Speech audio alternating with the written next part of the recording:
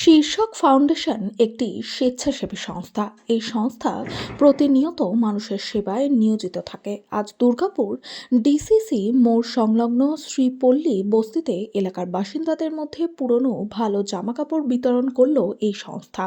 সঙ্গে এলাকার বাচ্চাদের মধ্যে কেক বিতরণ করে বাচ্চাদের মুখে হাসি ফোটানোর এক ক্ষুদ্র প্রয়াস করলো এই সংস্থা। আগামী দিনে ওই বস্তিতে মেডিকেল ক্যাম্প, চক্ষু পরীক্ষা শিবির আয়োজন করবে বলে জানান সংস্থার সেক্রেটারি সঞ্জয় সাহু মহাশয়। দুর্গাপুর থেকে আব্দুল মোতালিবের রিপোর্ট, প্রথম আলোর বার্তার পর্দা থেকে। সঙ্গে থাকুন, ভরসা রাখুন।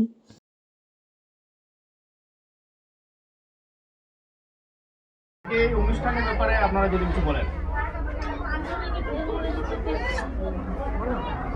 আমাদের সংগঠন শীর্ষক ফাউন্ডেশন গত 2 বছর ধরে আমরা সমাজসেবামূলক কাজের সাথে যুক্ত আছি। আজকে আমরা মূলত এখানে এসছি হচ্ছে বেশ কিছু ভালো পুরনো জামা কাপড় নিয়ে। আমাদের এটা আজকে নতুন নয়, এর আগেও আমরা 2-3 বার এরকম জায়গায় করেছি। কারণ কিছু কিছু মানুষ জামা কাপড় ইউজ করার পরে মানে ভালো অবস্থায় সেগুলো রেখে দেয়, কোথায় দেবে কি করবে সেটা বুঝতে পারে না। তো আমরা তাদের সাথে যোগাযোগ করেছি, তারা আমাদের মুক্ত হস্তে তাদের ভালো ফ্রেশ একদম জামা কাপড় আমাদের দিয়েছেন।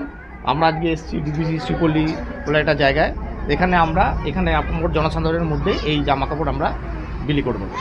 আমরা পুজোতেও আমরা এখানে নতুন জামা কাপড় বস্ত্র প্রদান করেছি এবং আগামী দিনে আমরা এই জায়গাটায় ডিবিসি শ্রীপল্লীতে এখানে আমরা একটা ফ্রি কোচিং সেন্টার চালু করব।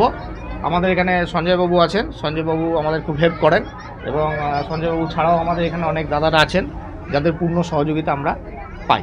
কতজন বাচ্চাকে দেওয়া হচ্ছে আজকে দেখুন সেইভাবে তো ইয়ে করা নেই, তবে মোটামুটি এখানে 150 বাচ্চা আছেই, ঠিক আছে, মায়েরাও আছে।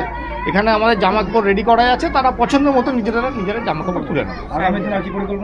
আগামী দিনে আমাদের ব্লাড ক্যাম্প আছে, তারপরে হচ্ছে আমাদের মেডিকেল ক্যাম্প, এখানে মেডিকেল ক্যাম্প হবে, তারপরে হচ্ছে আপনার আই ক্যাম্প এবং হচ্ছে আপনার কম্বল বিতরণ। আপনার নাম আর পরিচয়? সঞ্জয় সাহু, আমি শীর্ষক ফাউন্ডেশনের সেক্রেটারি।